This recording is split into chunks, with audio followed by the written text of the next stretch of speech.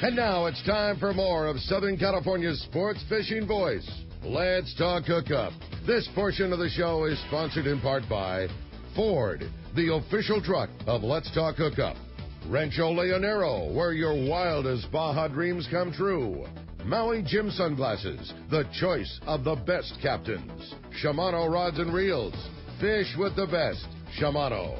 And by Yamaha Outboards, official motor sponsor of Let's Talk Hookup.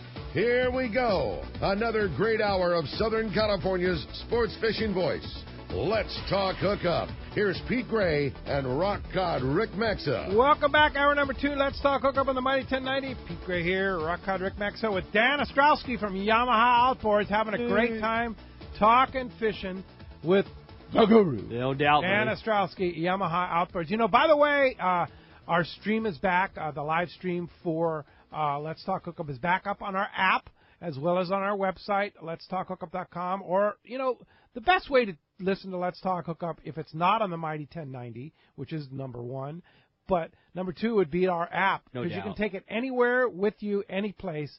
It's on the App Store or the Google Play Store. Just search Let's Talk Hookup. It's free, and it has everything. It's got the live listen. It's got the archives. It's got upcoming guests.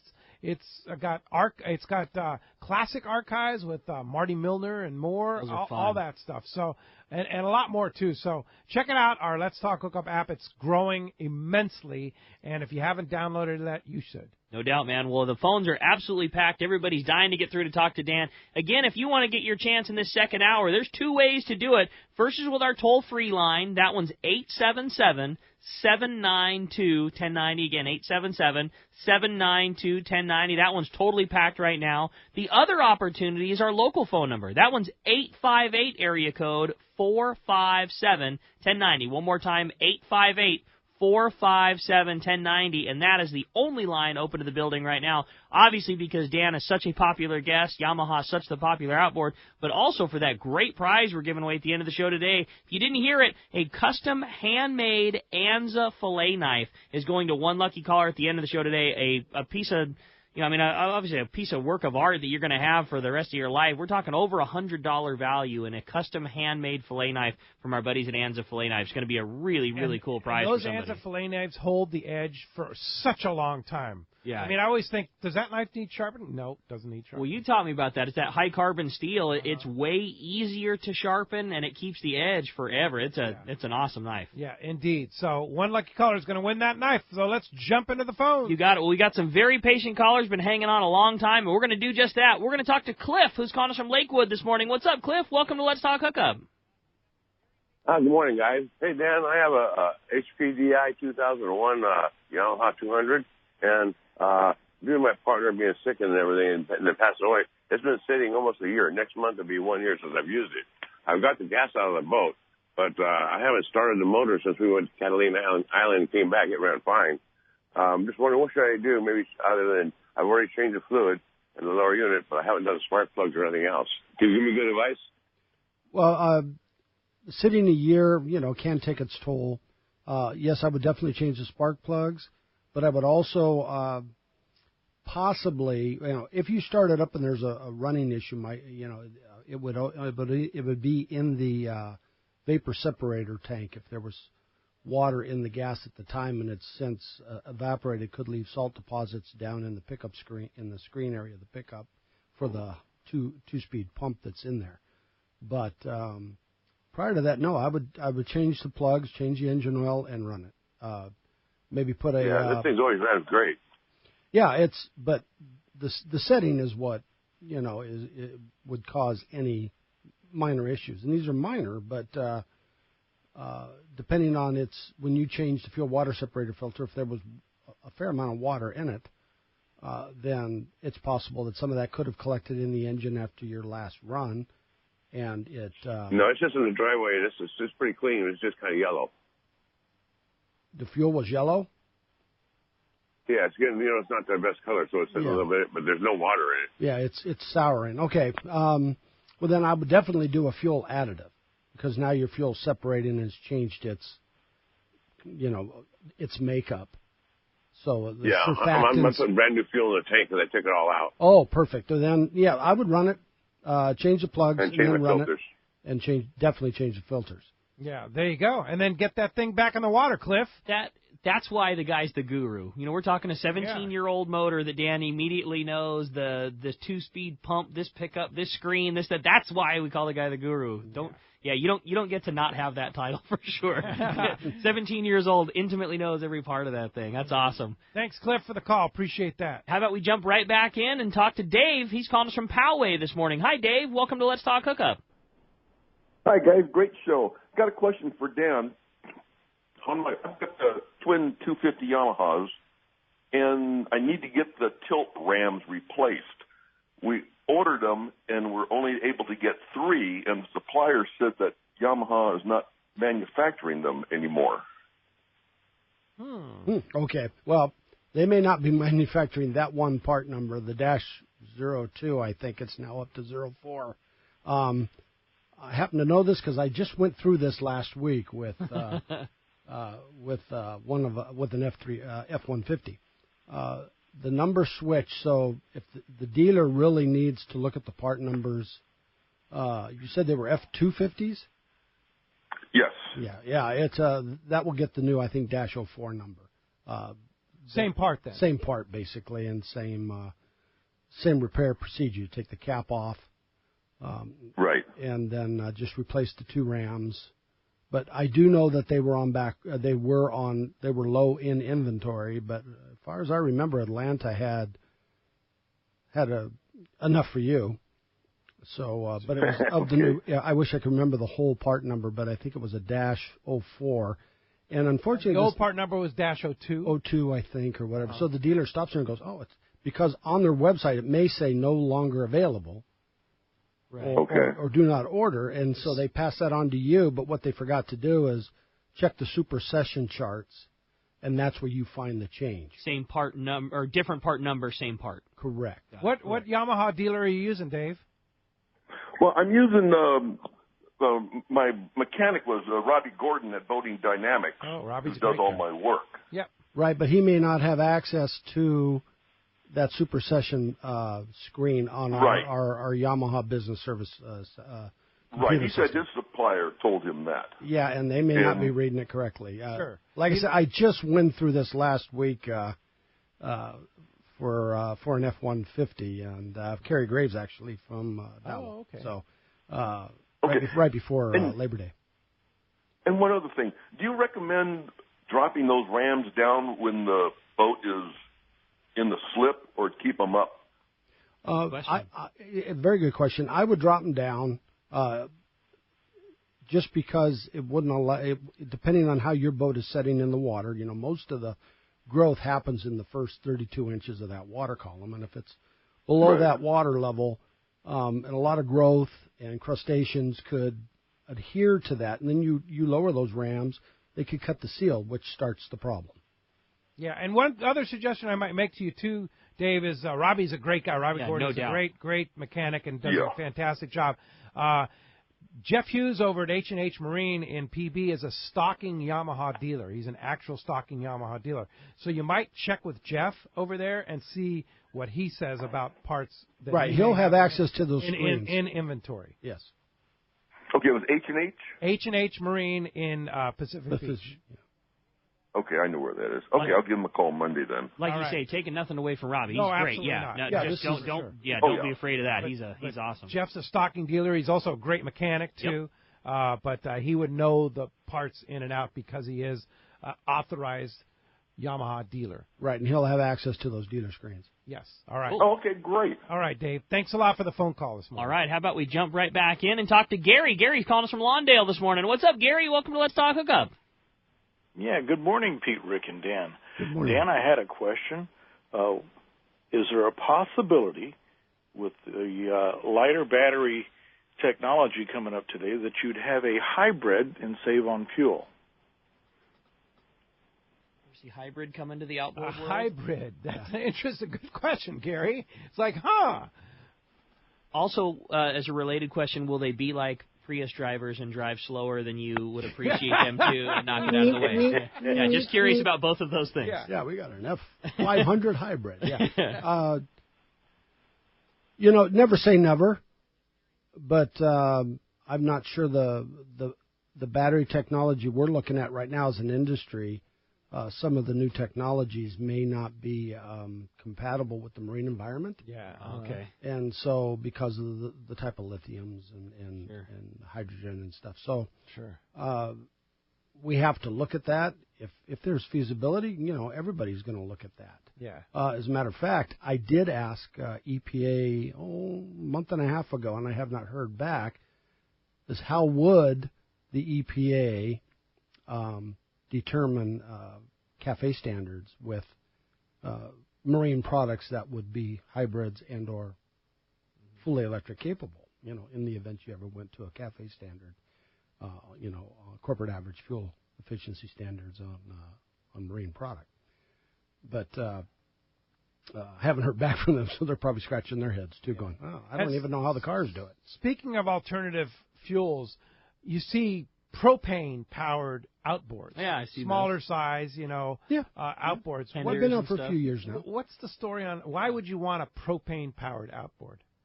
Well, it's just another fuel source that, it has its emissions also, different types. But it has its limitations, too. If you want to screw a 1-pound cylinder of propane or a 30-gallon propane tank to your boat, that presents, a pressurized system like that presents some issues that the boating industry has not fully addressed yet. Okay, for one. But there's other fuels coming down the pipe. I mean, I can talk for the next 2 hours on biobutanol and or what we call B16. That's now been technically approved by the EPA. That would be better than ethanol, more powerful, or almost equivalent to the power that gasoline used to put out. You got to remember, ethanol's not even 65-70% the power of regular gasoline. Biobutanol. Biofuels are coming. Biobutanol was around for a lot of years. It's just the gas industry, pushed it off to the side because it's a little more costly to make. And but it's gaining speed. In fact, there'll be we have a meeting October 8th, the week of October 8th, with EPA, and that's one of the topics of discussion is to embrace biobutanol and be able to allow it to be publicly available. And what do they make biobutanol out of? Whatever you can throw in there. It's a derivative. But the nice thing is a distributor or manufacturer of gasoline can add the distilling component to the very end of the line. So it's a very minimal cost increase. I see. But overall, it's still, gasoline was subsidized for many, many years, and biobutanol wasn't, so it's at a cost disadvantage. Yeah, for sure. Other than that, we know nothing about it. Yeah, interesting discussion there about alternative fuels there. Thanks a lot for the call, Gary. All right, hey, with that, it's time to find out what's going on the water. It's time for our FishDope.com report with the man, Captain Dave Hansen, your saltwater guide. Today, the Catch Report sponsored by Gamakatsu Hooks, Japan's leading fish hook that sets the standard for quality and innovation, strength and durability. Local tuna and yellowtail fishing is happening, and you should make the Gamakatsu Nautilus hook your go-to hook. It has the strength and durability as well as the great lightweight wire and lightweight features that make it the right design to make it easy to pin your bait on and put your fish on the deck. Get Gamakatsu hooks at your favorite tackle store. Let's talk to the man, Dave Hansen, your saltwater guide. What's up, Dave? Good morning, Pete. Good morning, Rick. Hey, guys.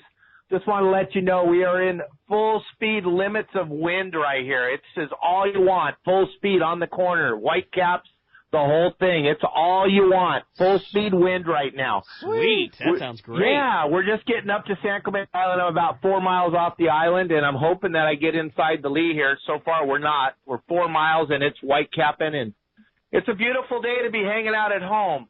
But what the heck are you doing out there, Dave? We're looking for some fish, Pete. We think there might be some fish over here that need to get in those big white bags with the ice in them. Gotcha. All right. We're gonna. Have you ever heard of some fish? You ever heard of windy TY or buoy weather? Have you ever looked at those before? Yeah, I was checking that out, and it said it wasn't going to be this bad. But, Not the ones I saw. I don't know. Hey, Dave. Anyway, you're a brave man for sure. Yeah, thank you. Hey, but fishing this week was pretty spectacular. There was some phenomenal Dorado fishing outside of Dana Point. Todd Manser and Brian Woolley and Kenny on the Reel Fun, they all got into some pretty good Dorado fishing on the patties. And then there's a trickle of that yellowfin on the Dolphin in between Dana Point and Catalina on the banks there. And there's been some skipjack, and there's all kinds of different things going on, but there is a wind. Then if you look down the coast, that yellowfin fishing was wide open again yesterday for a few of the boats down there in San Diego. Really good yellowfin fishing. And that bluefin on the backside of Clementi's been hanging out again. But once again, it's all about this wind. I think as soon as the wind stops blowing, we'll be back into the catching mode. But we're going to do our best here today to try to catch some fish at Clementi. We'll probably be bass fishing most of the day. But I will check in with Fish Dope this afternoon and let you know how the day goes out here. But as soon as the wind stops blowing, guys, the best thing you can do is go fishing. Indeed. And fishdope.com, of course, we'll have Dave's report tonight and every night that he's fishing at $20 off a new membership to fishdope.com using the code Hookup Now, lowercase, no space, Hookup Now. And, of course, Captain Dave, you have a great website, too. How do we find it? YourSaltwaterGuide.com. You guys can go over there and look at how to catch fish in Southern California. I have about between 40 and 50 videos on there that gives you the do's and don'ts of fishing in Southern California, from the giant bluefin tuna to the little tiny sculpin. We cover it all. We try to make sure that we get you guys the best information that could possibly be out there, and then you can always go to Fish Dope and find out where it's at. And then you want to learn how to catch it, go look at my website at YourSaltwaterGuide.com. And Pete and Rick, hang on. Next week I'll be in the studio there to kick off the lobster season. That's right. You're going to be here with Steve from Promar, and as the Promar representative next Sunday right here in the My 1090 studio. Captain Dave and Steve from Promar talking lobster fishing. Finger on the button. Yeah, absolutely. But, hey, we're going to be posting. I shot a whole bunch of new videos for the website on the lobster thing. We'll post those on Saturday, and that way when I'm in there on Sunday, we can talk about it. Cool, awesome, man. buddy. Great job, we'll Dave. See you in the studio next Sunday, and you be safe out there at Clementi today. We'll try. All right, very good, Dave. See you, Thanks Dave. a lot for that report. Appreciate it very much. Yeah, lot going on out there today on limits of wind. Yeah, we're good. We're good here in the studio. I'm good on that. Yeah, Thanks. yeah, for sure. 877-792-1090 open right now. You want to get through? There's your chance. Great opportunity. It's been a very busy morning, and not only your chance to talk to the man, Dan, but your shot of winning that killer Ann's a Knife. Jumping right back into the phones, let's talk to Joe. He's calling us from Oceanside. What's up, Joe? Welcome to Let's Talk Hookup. Hey, good morning. Joe? Hey, I have a question. A boat that's in a slip, what's the proper way to rinse the motors? I've heard that you want to keep them down because when you tilt them up, you only get a half when you're washing the motors out. So what's the proper way? No, you can have them tilted up, and because that's a function of water pressure and volume. You're gonna get a decent enough flush. It'll still work. It'll still work. Yeah, there's no reason to put it back down in the water, which would increase the back pressure. What is the time period when those hot cylinders will close? What's the optimum? Within 10 minutes, within a half an hour, within 5 minutes that you want to flush? Again, that'll depend on temperature of the day. Yeah. Because remember, engines, once you shut them off, will get hotter for a period of time. It's called heat soak. It's taking all that heat from the combustion chambers and moving it outwards towards the water jackets and the oil pan. So those are the elements that cool the engine. And so for a while, as you're washing your boat, that engine will, what we call heat soak, and those thermostats will stay open. So, and in the hotter temp, within a half hour or so, you should be able to get a very legitimate flush, on those engines. I have no idea if it's proper or not, but our process, only because we keep our boat in a slip, is we back the boat in, and as soon as we tie it off and shut the motor down, we start our flushing process, and we start the flushing process in the down position, and we let it run while we're scrubbing the boat down, and then we kick the motor up out of the way, keep the hose running. It was just our thought that it was, it's probably nothing. We have nothing to base it on other than, the motor runs down, so we kept it in the down position, and then once it's flushed for however long, 5 or 10 or 15 minutes, however long the cleanup goes, and we kick the motor up, we let it run for another 4 or 5 minutes, completely out of the salt water, and then we shut the hose off. But you're saying, Dan, you can flush it up. Yeah, you can flush up. So in other words, you're ultimately still flushing in the up position. Oh, yeah, we are for sure. We always finish in the up position and, for sure. The way our water passages are, up or down, it really doesn't matter. Except down, you have a little more back pressure on there, so the water is not circulating through as fast. Mm-hmm. So in the up, you're exposing the reliefs and everything where the water will flow out quicker. And how long should that flush be? That's a good question. That's unknown. I mean, 60 seconds enough? No, 3, 4, 10 minutes at the most. Oh, really? Okay. Yeah. 3, 4 minutes. Again, it's going to depend. Some docks have very poor water pressure. Sure. So, let that go a little longer. Okay. All right. Dana cranks it out, man. Dana Landing's got a fire hose. We're good. Yeah. If it's fire hose, you're awesome. Yeah, it's good to go. We like being at Dana. Hey, thanks, Joe. Appreciate the call this morning. Hey, when we come back, we got a lot more Let's Talk Hookup coming your way, including your phone calls. A great opportunity to get through. It's been a very busy morning. 858-457-1090 or 877-792-1090. We got more Let's Talk Hookup coming your way on the mighty 1090. This is Pete Gray to tell you about one of my favorite places to fish in the world. It's Whalers Cove Lodge in Angoon, Alaska. For several years now, we've been hosting groups at Whalers Cove, and this is certainly one trip I do not miss. Each year, the Powers family makes great improvements to the lodge that make this great lodge even better. New rooms, new boats, new fish processing facilities, new outdoor kitchen. The list goes on and on. As for fishing, the calm waters around Whalers Cove are 100 miles from any large town, so you will enjoy wilderness adventure without the crowds. Whalers Cove Lodge has some of the best salt and freshwater fishing in Alaska, and there's no need for a bumpy boat ride for hours. You can find productive fishing for salmon, halibut, and rockfish just 10 minutes from the lodge. Here's the deal. The word is out on Whalers Cove, so you want to go? Book soon. WhalersCoveLodge.com or call 800-423-3123. WhalersCoveLodge.com for the Alaska fishing experience of a lifetime. This is Captain Art Taylor of Searcher Sport Fishing. Come join our season crew led by Captain Aaron, Remy, and me on a fishing adventure to remember. Our 2018 schedule is available now with multi-day trips to fit your budget. The Searcher has remodeled cabins, an RSW system to preserve your catch, and great meals prepared by our chefs. Don't wait. Book your adventure online now at searchersportfishing.com or call Celia at 619-226-2403. That's 619-226-2403. Visit searchersportfishing.com. 38 years ago, my parents started Fastlane Sailing Center. They sold catamarans because they wanted to do what they loved and sell what they loved to do. They wanted to share their passion with others. Share the stoke. I'm Hayden Lane, and over the last 3 decades, my parents have shared that passion with thousands of people. My brother, sister, and I among them.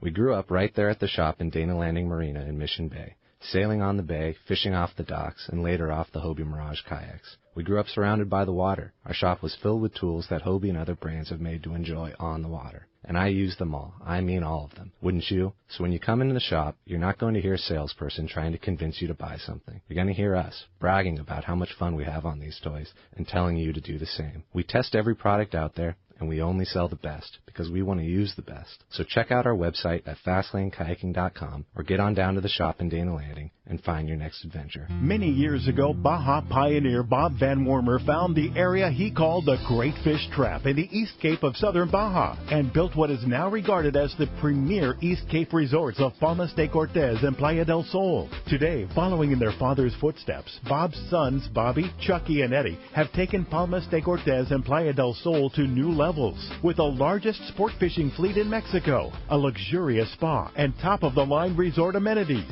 Van Wormer Resorts have become a destination for travelers worldwide. But for us, Palmas de Cortez and Playa del Sol are just a short 2-hour flight away. No other tropical fishing destination offers the experience and value that you'll find at Palmas de Cortez and Playa del Sol. Now you can plan your Baja fishing vacation quick and easy by visiting VanWormerResorts.com. And when you're ready to book, it's quick and easy. Or simply call 877-777-TUNA for more information. Van Wormer Resorts, the East Cape's finest. XEBRS 1090 AM, Rosarito, Baja California. San Diego's sports leader. The home of ESPN Radio. The mighty 1090. Welcome back to Let's Talk Hookup on the Mighty 1090. All right, phones are packing up. You want your chance. Right now is the time to take it. 858-457-1090 or 877-792-1090. Let's jump into the phones. You got it, man. Jim in National City, been hanging on a long time with us. Jim, appreciate you hanging. Good morning. Yeah, good morning, guys. I'm not a boat owner, but I really enjoy listening to all the information. I got a couple of things. I got a fish report at the end, but I wanted to talk about Yamaha. Dan, earlier on the show, you were talking about down at Rancho Leonero, how they run those boats all day, put them up on the beach, and then don't flush them and then run them out the next day. John Ireland came on the show later and confirmed that, saying that those boats might get flushed, that Yamaha engine might get flushed twice a year. Now, I know that's not a good practice for a boat owner here in the States where you have plenty of water and time to flush it and everything. But I think that just goes to show how diamond-proof that engine, how tough it really is. I found that very impressive that they can run that engine like that in that salt water and not flush them out all year. But that being said, I got a fish report. Do you have time for this, Rick, or not? Go ahead, buddy. We got to hear it. Okay, yeah, I was on the Pride on a 2.5-day charter. Of course, we went to San Clemente. The weather was very good those 2 days. And we got 20-plus bluefin. Our big fish was 226. Jeez. And we got a couple of other ones over 100 pounds, 150, 180. We ended up with 20-plus bluefin for 12 guys. And I want you to know that my fish was the second smallest fish caught, 45 pounds. Wow. So anyway. When a 45-pounder's at the bottom of the list, we're doing pretty darn good, buddy. Peanut. Yeah. Hey, I was happy to get a fish. And, Rick, I want to mention, I listened to the show yesterday, and you were talking about fishing that 50, I have an Avid 50, which I brought, 200-pound Spectra, 150-pound fluorocarbon, and several other guys had brought their reels those sizes. The Macaya, that big Macaya was on board. And those are that's the first time I fished mine.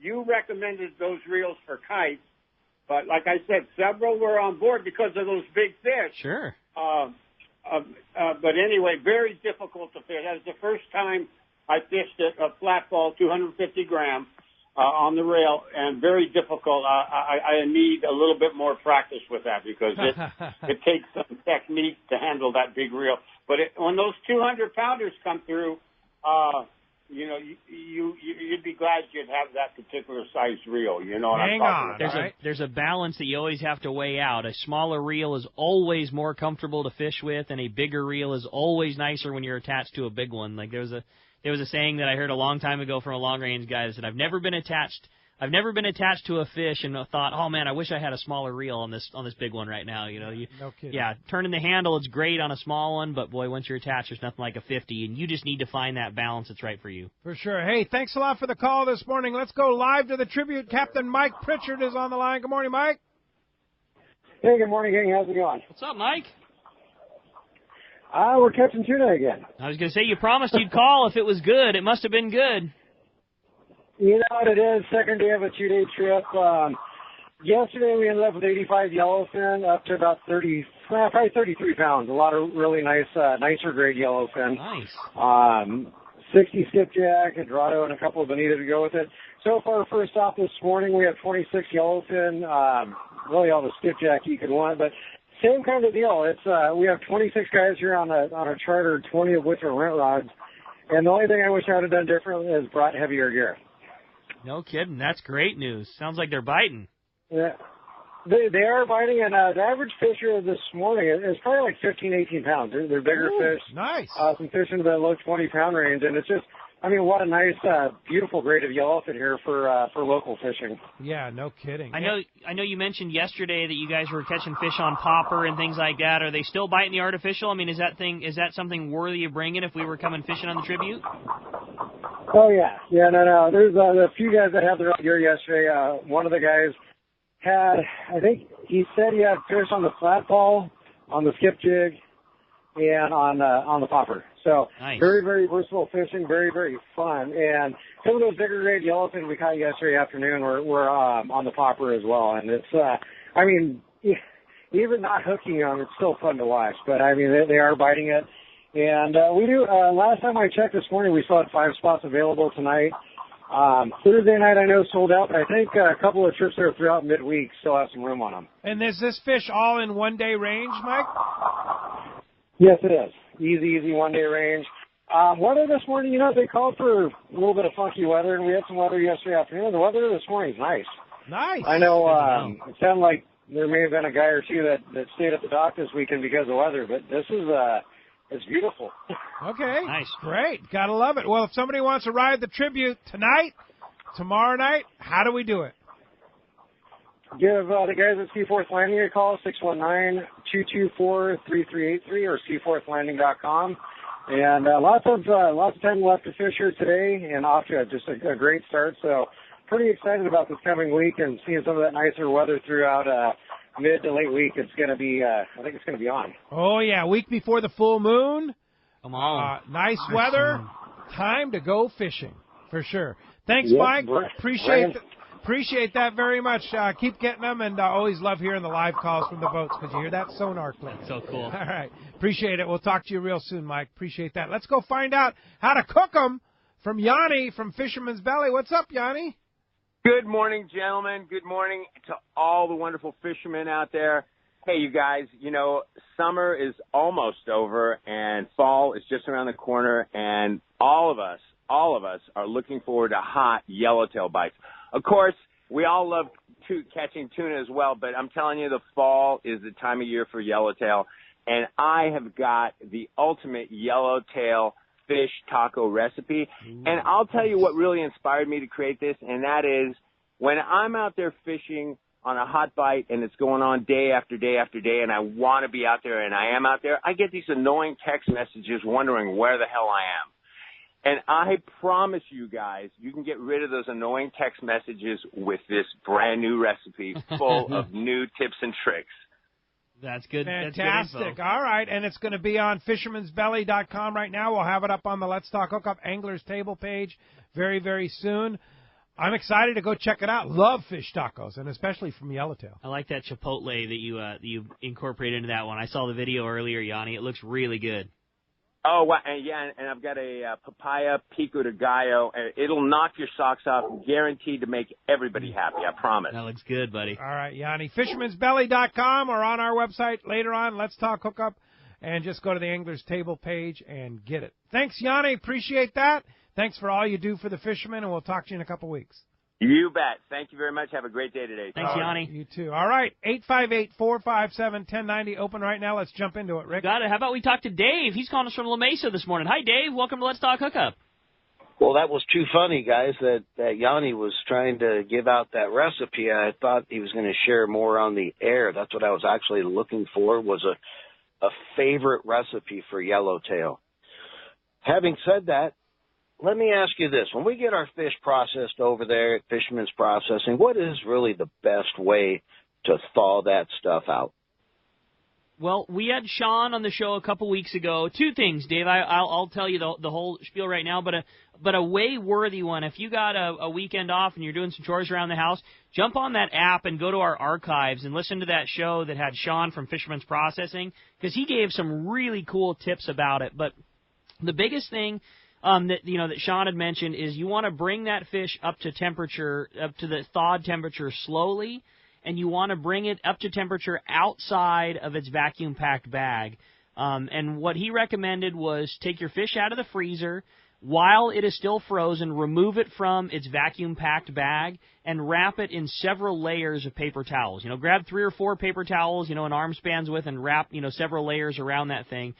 And let it defrost in the fridge, slowly up to temperature. So start the defrost process early in the morning or the evening previous.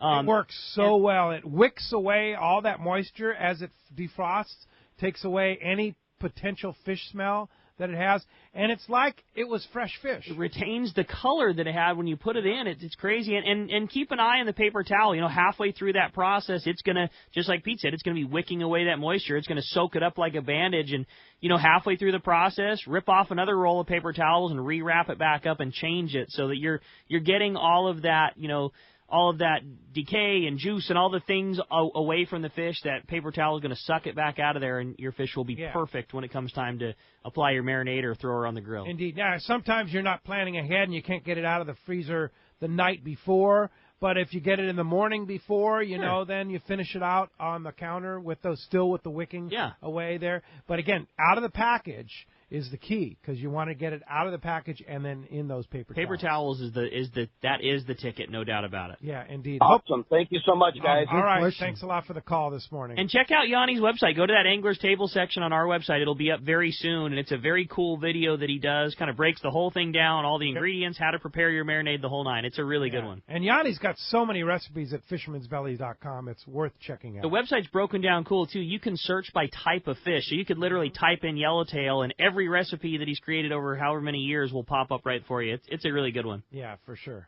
All right, let's jump back into the phones. This time we're going to talk to Bill, calling us from Bay Park. What's up, Bill? Welcome to Let's Talk Hookup. Good morning. Hey, my question is about, I've got an 05 115 Yamaha, and that motor's starting to get tired. A lot of things breaking down, not as reliable.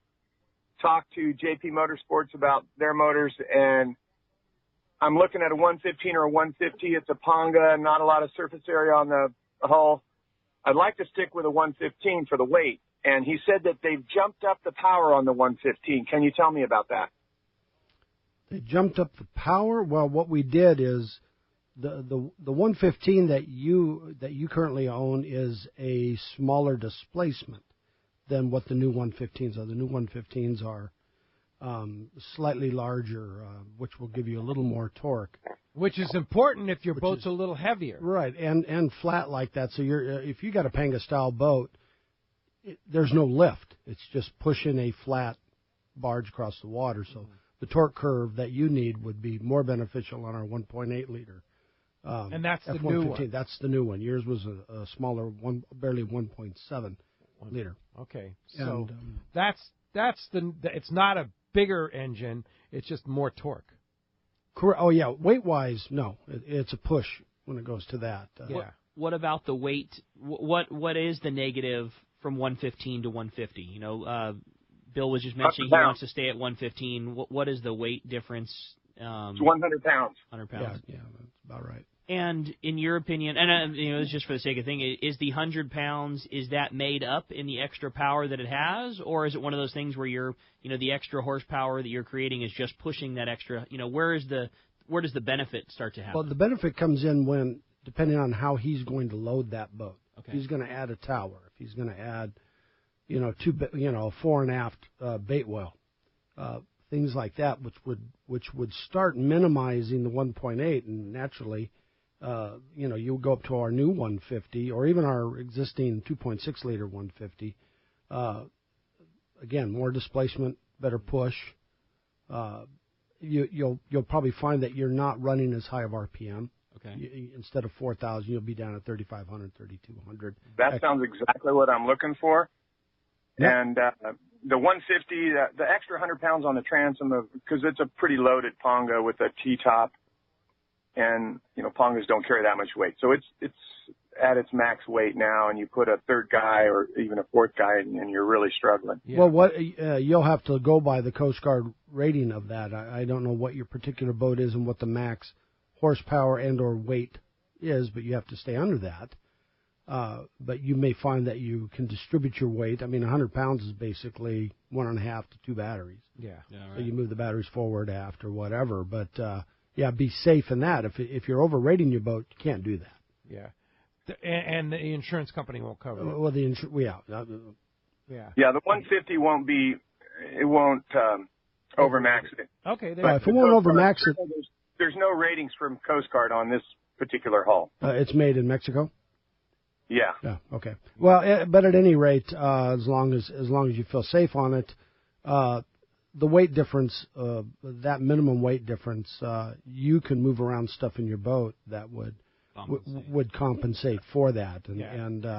But I'm pretty knowledgeable about the weight distribution on this particular boat, and you don't want weight in the too much more weight in the transom. That's the only problem. So I'm trying to stick with that weight of the 115. Consider the 150. Will the wiring harness plug right in?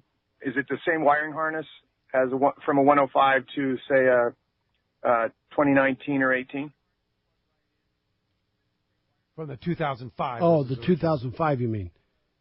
Yeah. The 115 controls and stuff. Yes, I think the trim and tilt may have changed, but by and large, yes. The cables, the control box, key switch, all that for the mechanical 115. Yes, it's the same.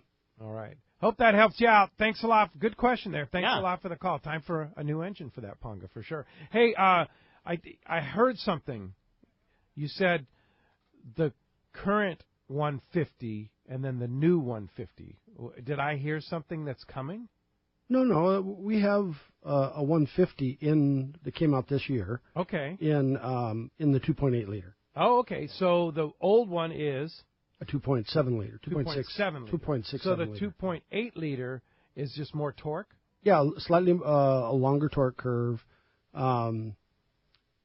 slightly lighter by about 11 pounds. It's lighter with more torque. Mm-hmm. Wow. So are both engines still available, or the new one is just replacing the old one? Well, they're both available. The 150 in the 2.8 is a fly-by-wire, whereas the 2.6 liter is mechanical. That's why you said you still will have the option mechanical for guys that need that, electric for the guys that want that. Right, and we do have a mechanical F200 2.8 also, because some of the pontoon boat people wanted that versus. Okay. So if you get the new one, the new F-150, you can do either mechanical or electronic. No, that one is just strictly I believe, electronic. Okay. But the 2.6 liters is mechanical or electronic. No, that's just mechanical. mechanical. That's straight mechanical. Yes. Okay. Gets confusing I know. Here. How's he knew all that? Because he's the guru. Yeah, I got another one, too. You early in the show mentioned that the brand new 425 had the electric steering, and it was steering driven by wire, not by hydraulic. Do you see that technology coming down to the smaller motors as well, or is there just not need for it? Well, I definitely would be a need. It'll be product. In other words, it's not going to be a bolt-on thing. It would be product specific, where it's engineered into that product. I mean, but as the years go forward, you see that coming down into smaller I think motors it could be also. miniaturized to that, absolutely, and that comes into play with multiple rigging. Is where it really shines, because there's just nothing in the transom there. They're just the two rigging tubes going, or the whatever it is for the engine that feeds. Pretty amazing. That looks sweet. Yeah, and wires, right? Cool. It's just an electric motor and a housing that is very accurate, very precise, timing wise, and amazing. Pretty cool. Yeah, it's very cool, and just two less items that you have to rig in the boat. Indeed. Well, let's try and sneak in one more, Rick. How about Matt from San Pedro? You still got us there, Matt? Good morning, Matt. Yeah, I'm here. There you are. Good morning, Matt. Good morning, guys. Go ahead. Hey, I have a question for Dan. I run a 2005 F-150. It's got about 1,000 hours on it. Thing's been absolutely bulletproof. Runs like a champ. One thing I noticed, I do a lot of my own maintenance, pulling the thermostat, or the thermostat, single thermostat, pull it out, and I started noticing a little corrosion on the internal waterway. I flush it religiously. It stays on the trailer. I'm just wondering if Dan has noticed that at all. I don't know if it's due to the dissimilar metals, waterway being cast aluminum, and then the thermostat being either copper or some sort of alloy that looks similar to copper.